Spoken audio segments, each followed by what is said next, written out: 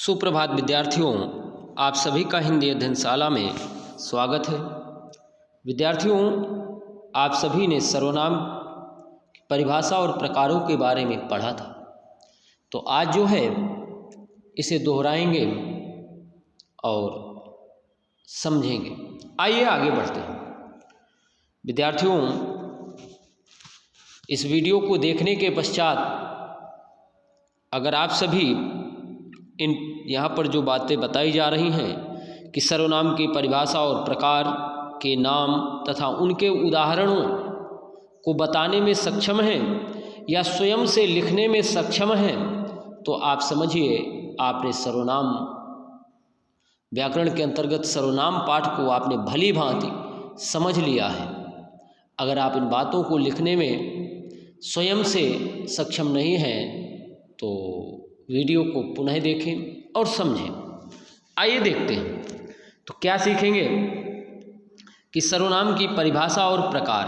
आपने सीखा था कि सर्वनाम किसे कहते हैं, पुरुषवाचक सर्वनाम क्या है, प्रश्नवाचक सर्वनाम क्या है, निश्चयवाचक सर्वनाम क्या है, अनिश्चयवाचक सर्वनाम किसे कहते हैं, निजवाचक सर्वनाम किसे कहते हैं और संबंधवाचक सर्वनाम किसे कहते हैं।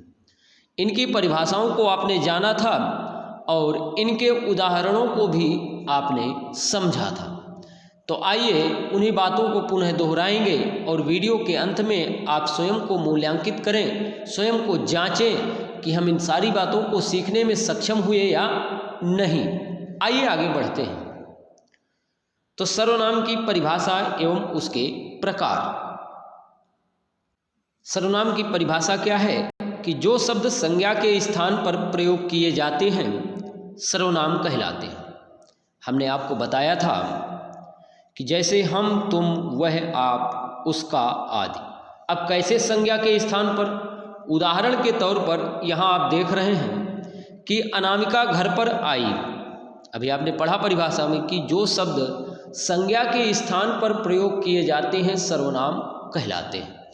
तो आप यहाँ देख रहे हैं वाक्य लिखे हैं कि अनामिका घर पर आई, अनामिका ने खाना खाया, अनामिका सोने चली गई, अनामिका की सहेली अनामिका से मिलने आई थी। तो विद्यार्थियों, यहाँ पर अनामिका शब्द का प्रयोग कई बार हुआ है, यानी संज्ञा शब्द है और इस संज्ञा शब्द का प्रयोग कई बार हुआ है। अब इसी संज्ञा शब्द के स्थान पर इस वाक्य में आप देख रहे हैं किस तरह से यहाँ पर सर्वनामों का प्रयोग किया गया है। आप देख रहे हैं वह, उसकी, उससे, उसने, इस तरह से यहाँ सर्वनामों का प्रयोग किया गया। तो आपने परिभाषा को समझा कि जो शब्द संज्ञा के स्थान पर प्रयोग किए जाते हैं सर्वनाम कहलाते हैं। बात समझ गए होंगे आप। आइए आगे बढ़ते हैं। सर्वनाम के भेद। विद्यार्थियों, सर्वनाम के 6 भेद होते हैं। पहला है पुरुषवाचक सर्वनाम, दूसरा है प्रश्नवाचक सर्वनाम।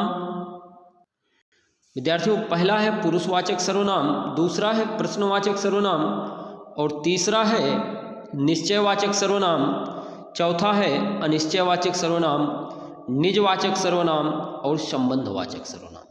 हमने याद करने का तरीका भी बताया था आपको, कैसे याद करना था कि पुरुषवाचक सर्वनाम यानी पासे 2 सर्वनाम है, पुरुषवाचक और प्रश्नवाचक। इसके पश्चात हमने आपको बताया था कि ना से 3 थे निश्चयवाचक सर्वनाम। आप देख रहे हैं ऊपर, ये यहाँ निश्चयवाचक सर्वनाम और निश्चय का उल्टा अनिश्चयवाचक सर्वनाम और इसके पश्चात निजवाचक सर्वनाम।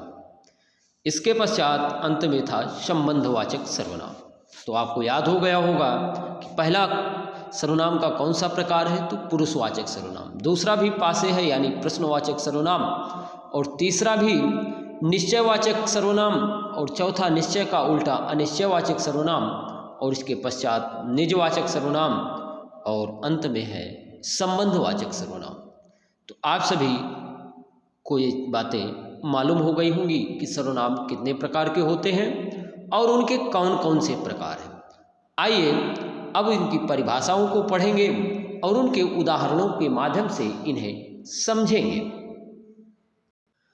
पुरुषवाचक सर्वनाम, जो सर्वनाम शब्द बोलने वाला, सुनने वाले तथा अन्य व्यक्ति के लिए प्रयुक्त होते हैं, पुरुषवाचक सर्वनाम कहलाते हैं। अभी अब जैसे हमने बताया था कि बोलने वाला यानी हम कुछ आपसे कह रहे हैं तो मैं बोलने वाला हो गया, आप सुन रहे हैं आप सुनने वाले हो गए। अच्छा विद्यार्थियों, तो पुरुषवाचक सर्वनाम किसे कहते हैं? तो जो सर्वनाम शब्द बोलने वाले, सुनने वाले तथा अन्य व्यक्ति के लिए प्रयुक्त होते हैं, पुरुषवाचक सर्वनाम कहलाते हैं। जैसे उत्तम पुरुष, मध्यम पुरुष व अन्य पुरुष, यानी पुरुषवाचक सर्वनाम के 3 भेद हैं, उत्तम पुरुष, मध्यम पुरुष और अन्य पुरुष। ध्यान से समझेंगे, उत्तम पुरुष, मध्यम पुरुष, अन्य पुरुष। उत्तम पुरुष को क्या कहते हैं? तो उत्तम पुरुष को कहते हैं बोलने वाला, मध्यम पुरुष को सुनने वाला, अन्य पुरुष को जिसके बारे में बात की जाए। अभी जैसे हम बोल रहे हैं तो हम उत्तम पुरुष में हो गए, आप सुन रहे हैं हमारी बात को तो आप मध्यम पुरुष के अंतर्गत आते हैं। और अभी आपने देखा कि अनामिका का हमने उदाहरण लिया, तो अनामिका की जगह पर वह उसने सर्वनाम शब्दों का प्रयोग किया गया, तो यह कौन सा पुरुष हो गया विद्यार्थियों? यह अन्य पुरुष का उदाहरण था। तो आइए देखते हैं आगे। विद्यार्थियों, उत्तम पुरुष यानी बोलने वाला, उत्तम पुरुष के अंतर्गत 2 सर्वनाम शब्द हैं, मैं और हम। इन्हीं सर्वनाम शब्दों से ये सभी सर्वनाम बने हुए हैं। इन्हीं सर्वनाम शब्दों से ये सभी सर्वनाम शब्द बने हुए। किससे? हम से और मैं से। तो मैं से क्या बना गया है? मैं, मेरा, मुझे, मुझको, मुझसे, मुझ में, इस तरह से। हम से हमारा, हमें, हमको, हमसे, हमने, ये सभी सब क्या है? उत्तम पुरुष सर्वनाम शब्द के अंतर्गत आते हैं। तो आप सभी को मालूम हो गया कि पुरुषवाचक सर्वनाम के 3 भेद हैं। उत्तम पुरुष, उत्तम पुरुष के अंतर्गत कौन कौन से सर्वनाम शब्द हैं? मैं और हम। मैं से मैं, मेरा, मुझे, मुझको, मुझसे, हम, हमारा, हमें, हमको, हमसे। आइए आगे बढ़ते हैं। अब है विद्यार्थियों मध्यम पुरुष। मध्यम पुरुष यानी सुनने वाला। सुनने वाला जैसे तुम, तुम्हारा, तुम्हें, तुमको, इसके अंतर्गत केवल तुम है और तुम से ही ये सभी सर्वनाम शब्द बने हुए हैं। तुम, तुम्हारा, तुम्हें, तुमको, तुमसे, तुमने, ये सभी किसके अंतर्गत आते हैं? मध्यम पुरुष के अंतर्गत आते हैं। अगला है विद्यार्थियों अन्य पुरुष। अन्य पुरुष यानी जिसके बारे में बात की जाए, वह और वे 2 सर्वनाम शब्द हैं और इन्हीं सर्वनाम शब्दों से ये सभी सर्वनाम शब्द बने हुए हैं। वह, उसका, उसकी, उसके, उसको, वे से उन्हें, उन्होंने, उनको, ये सभी शब्द क्या है? अन्य पुरुष के अंतर्गत आते हैं। तो आप सभी को मालूम हो गया होगा कि पुरुषवाचक सर्वनाम के 3 भेद हैं, उत्तम पुरुष, मध्यम पुरुष और अन्य पुरुष। अब उत्तम पुरुष में कौन कौन से सर्वनाम हैं? मैं और हम। मध्यम पुरुष में तुम और अन्य पुरुष में वह और वे। आइए आगे बढ़ते हैं। अगला सर्वनाम का प्रकार है विद्यार्थियों प्रश्नवाचक सर्वनाम। विद्यार्थियों प्रश्नवाचक सर्वनाम में वाक्यों के अंत में प्रश्न सूचक चिन्ह का भी प्रयोग किया जाता है तथा वाक्य में प्रश्न सूचक शब्द आता है। अच्छा, प्रश्न सूचक शब्द क्या है आप सोच रहे होंगे। तो प्रश्न सूचक शब्द का तात्पर्य क्या, क्यों, कब, किसने, कहाँ, ये सभी क्या है? प्रश्नवाचक शब्द या प्रश्न सूचक शब्द। परिभाषा क्या है? जिन सर्वनाम शब्दों का प्रयोग संज्ञा सर्वनाम के विषय में प्रश्न पूछने के लिए किया जाता है वे प्रश्नवाचक सर्वनाम कहलाते हैं। जैसे क्या, क्यों, कहाँ। उदाहरण के तौर पर तुम क्या कर रहे हो, बच्चा क्यों रो रहा है। विद्यार्थियों अब आपसे कहा जाए प्रश्नवाचक सर्वनाम के उदाहरण लिखे, तो वाक्य भी लिखते हैं और लिखने के पश्चात वो जो शब्द होते हैं उन शब्दों को रेखांकित भी करते हैं ताकि हमारी बात स्पष्ट रहे कि हम क्या बताना चाह रहे हैं। तो आप सभी समझ गए होंगे। आइए आगे बढ़ते हैं। अगला सर्वनाम है विद्यार्थियों निश्चयवाचक सर्वनाम। वे सर्वनाम शब्द जिनसे दूर अथवा पास की वस्तुओं अथवा व्यक्तियों की ओर संकेत या इशारा करते हैं निश्चयवाचक सर्वनाम कहलाते हैं। निश्चयवाचक सर्वनाम किसे कहते हैं? तो वे सर्वनाम शब्द जिनसे दूर अथवा पास की वस्तुओं की ओर इशारा करते हैं निश्चयवाचक सर्वनाम कहलाते हैं। जैसे अब मान लीजिए आप जहाँ पर खड़े हैं वहाँ से बैठे हैं या खड़े हैं तो वहाँ से कुछ दूर पर किताबें रखी हैं तो आप क्या बोलेंगे? वे किताबें हैं। अब एक बहुत सी किताबें हैं तो वे किताबें हैं। एक किताब है तो आप बोलेंगे वह किताब है। अब मान लीजिए नज़दीक है तो आप क्या बोलेंगे? यह किताब है। और बहुत सी किताबें हैं तो ये किताबें हैं। तो इस तरह से यह और वह, ये और वे यहाँ पर निश्चयवाचक सर्वनाम के उदाहरण हैं। लेकिन विद्यार्थियों यहाँ पर वे शब्द का प्रयोग हुआ है। आइए उदाहरण के माध्यम से समझते हैं। आप यहाँ देख रहे हैं कि पहले तस्वीर में यहाँ पर लड़की घर की ओर इशारा करती है और कहती है यह मेरा घर है। तो विद्यार्थियों यहाँ पर यह शब्द निश्चयवाचक सर्वनाम है। अब ये लड़की यहाँ पर आप देख रहे हैं फलों की ओर इशारा करती है ये फल मीठे होंगे। तो ये शब्द क्या है? निश्चयवाचक सर्वनाम का उदाहरण है। अगला है वह लड़का आ रहा है। तो यहाँ पर विद्यार्थियों वह शब्द निश्चयवाचक सर्वनाम के उदाहरण है। और अगला है यहाँ पर वे पक्षी दाना चुग रहे हैं। तो वे शब्द निश्चयवाचक सर्वनाम का उदाहरण है। आप सभी समझ गए होंगे। आइए आगे बढ़ते हैं।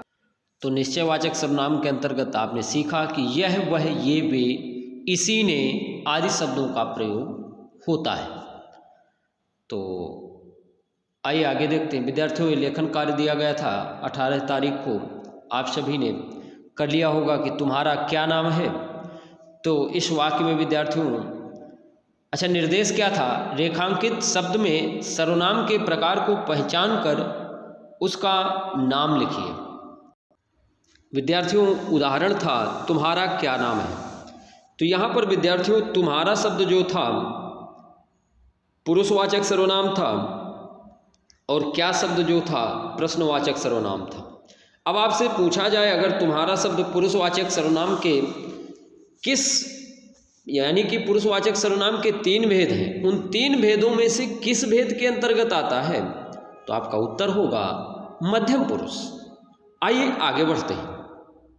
अगला प्रश्न था विद्यार्थियों कि तुम उसके घर कब जाओगे। तो यहाँ पर विद्यार्थियों तुम शब्द जो था पुरुषवाचक सर्वनाम था, उसके शब्द भी पुरुषवाचक सर्वनाम था और कब शब्द जो था प्रश्नवाचक सर्वनाम का उदाहरण था। यह शब्द निश्चयवाचक सर्वनाम का उदाहरण था, वह शब्द भी निश्चयवाचक सर्वनाम शब्द था। अगर वाक्य में पूरा वाक्य उदाहरण के तौर पर दिया जाए, आपसे पूछा जाए इस वाक्य में कौन सा सर्वनाम है, तो वह मेरी साइकिल है यानी निश्चयवाचक सर्वनाम है। अगर एक एक शब्दों के बारे में पूछा जाए तब ऐसी स्थिति में शब्दों को अलग अलग बताएंगे। आइए आगे देखते हैं। अनिश्चयवाचक सर्वनाम जिन सर्वनाम शब्दों से किसी निश्चित व्यक्ति या वस्तु का बोध नहीं होता है उन्हें अनिश्चयवाचक सर्वनाम कहते हैं। जिन सर्वनाम शब्दों से किसी निश्चित व्यक्ति या वस्तु का बोध नहीं होता है उन्हें अनिश्चयवाचक सर्वनाम कहते हैं। जैसे कोई, कुछ, किसी की, किन्हीं आदि। पहला उदाहरण है कोई दरवाज़ा खटखटा रहा है। चाय में कुछ पड़ा है। तो विद्यार्थियों कोई शब्द कैसा है? अनिश्चयवाचक सर्वनाम का उदाहरण है। कुछ शब्द अनिश्चयवाचक सर्वनाम का उदाहरण है। क्यों? कोई दरवाज़ा खटखटा रहा है से तात्पर्य यह है कि पता नहीं मम्मी दरवाज़ा खटखटा रही है, पापा दरवाज़ा खटखटा रहे हैं या कोई अपरिचित दरवाज़ा खटखटा रहा है, यह मालूम नहीं है, इसलिए अनिश्चयवाचक सर्वनाम का उदाहरण है। दूसरा वाक्य था चाय में कुछ पड़ा है। अब यहाँ पर कुछ शब्द से यह निश्चित नहीं है कि चाय में क्या पड़ा है। चाय में मक्खी पड़ी है, चाय में कुछ अन्य चीज पड़ी है, कुछ मालूम नहीं है कि चाय में क्या पड़ा है। तो इस वजह से यहाँ पर अनिश्चयवाचक सर्वनाम का उदाहरण है। आइए आगे। निजवाचक सर्वनाम, जिस सर्वनाम शब्द का प्रयोग स्वयं के लिए किया जाता है उसे निजवाचक सर्वनाम कहते हैं। बहुत जरूरी बात है विद्यार्थियों, यहाँ समझना इस बात को है कि जिस सर्वनाम शब्द का प्रयोग निज यानी स्वयं के लिए किया जाता है उसे निजवाचक सर्वनाम कहते हैं। अब जैसे उदाहरण के तौर पर खुद, स्वयं, अपने आप और स्वतः भी होता है। स्वतः, आपसे कहा जाए स्वतः, तो ये कैसा शब्द है? तो निजवाचक सर्वनाम शब्द का उदाहरण है। तो विद्यार्थियों अब यहाँ पर आप देखेंगे कि पहला वाक्य है तुम अपने आप आ जाना। तुम अपने आप आ जाना, तो अपने आप यहाँ पर कैसा सर्वनाम का उदाहरण है? निजवाचक सर्वनाम का उदाहरण है। मैं अपना काम खुद करती हूँ, तो यहाँ खुद शब्द जो है विद्यार्थियों निजवाचक सर्वनाम का उदाहरण है। मैं स्वयं पढ़ लूँगा, तो यहाँ पर स्वयं शब्द निजवाचक सर्वनाम का उदाहरण है। आपसे पूछा जा सकता है, इस तरह वाक्य दे सकते हैं और रेखांकित करके पूछा जा सकता है कि कौन सा सर्वनाम है, तो आपको पहचान करके वाक्य को पढ़ना है और समझना है। समझने के बाद उत्तर देना है। आप सभी समझ गए होंगे। तो खुद, स्वयं, अपने आप और स्वतः शब्द जो होते हैं वह निजवाचक सर्वनाम के उदाहरण हैं। आइए आगे बढ़ते हैं विद्यार्थियों। अब है संबंधवाचक सर्वनाम। जिन सर्वनाम शब्दों के द्वारा संबंध प्रकट किया जाता है उसे संबंधवाचक सर्वनाम कहते हैं। तो यानी कहने का मतलब यह है कि अगर वाक्य में विद्यार्थियों इन शब्दों का प्रयोग नहीं हुआ है तो वाक्य अधूरे समझ में आएंगे। जैसे आइए उदाहरण देखते हैं। जैसे शब्द होते हैं जैसी वैसी, तो विद्यार्थियों जैसी वैसी शब्द जो है संबंधवाचक सर्वनाम का उदाहरण है। जो, सो, जिसकी, उसकी। अच्छा, ये बीच में जगह क्यों दी गई है कि पहले जैसी शब्द आएगा, इसके बाद यहाँ पर कुछ लिखा होगा। इस तरह से शब्द जैसे यहाँ पर देख रहे हैं कि जैसी वैसी, अगर हम इन शब्दों को हटा दें और फिर पढ़ें करनी और भरनी, तो क्या वाक्य सही होगा? सही नहीं होगा, अधूरा सा हमें प्रतीत हो रहा है। तो ऐसी स्थिति में विद्यार्थियों जैसी और वैसी शब्द संबंधवाचक सर्वनाम का उदाहरण है। क्यों? क्योंकि ये शब्द इन वाक्यों से या इन शब्दों से संबंध जोड़ रहे हैं। जैसी करनी, वैसी भरनी। अगला है जो बोओगे सो काटोगे। अन्य उदाहरण हो सकते हैं जैसा करोगे वैसा भरोगे, जो सोता है सो खोता है। अन्य भी उदाहरण हो सकते हैं। इस तरह से विद्यार्थियों ये सभी क्या है? संबंधवाचक सर्वनाम का उदाहरण है। अगला उदाहरण है विद्यार्थियों, अगला उदाहरण है जिसकी लाठी उसकी भैंस। यहाँ पर जिसकी और उसकी शब्द जो है विद्यार्थियों क्या है? संबंधवाचक सर्वनाम का उदाहरण है। आइए आगे बढ़ते हैं। तो विद्यार्थियों आज का कार्य केवल इतना ही है और अब आप स्वयं को जांचेंगे कि सर्वनाम की परिभाषा और उदाहरण तो आपको मालूम हो गए। सर्वनाम के प्रकार सोचेंगे कि सर्वनाम के कितने प्रकार होते हैं। वीडियो को देखने के पश्चात इन सभी प्रश्नों को सोचेंगे कि सर्वनाम के कितने प्रकार होते हैं। तो मैंने अभी आपको बताया था कि पासे 2 सर्वनाम शब्द थे, सर्वनाम के प्रकार थे पुरुषवाचक, प्रश्नवाचक। इसी तरह से इन सभी सर्वनाम के प्रकारों को पढ़ेंगे, उनके उदाहरणों को समझेंगे। अगर इन बातों को सीखने में सक्षम हैं और स्वयं से आप लिख सकते हैं तो आप समझिए कि सर्वनाम आपने बहुत अच्छी तरीके से समझ व सीख लिया है। तो धन्यवाद विद्यार्थियों, आज का कार्य केवल इतना ही है। वीडियो को देखेंगे और शाम को जो है 5 बजे से 8 बजे के बीच आपका आज टेस्ट होगा और यह टेस्ट जो है आप सभी स्कूली ऐप के माध्यम से दे सकते हैं और केवल 10 प्रश्न होंगे। उन 10 प्रश्नों को विद्यार्थियों आप सभी को 10 मिनट में ही करके सबमिट करना होगा। तो आप सभी अच्छे से टेस्ट देंगे और करेंगे। तो इससे पहले वीडियो को ध्यानपूर्वक देखें व समझें। धन्यवाद। बाय।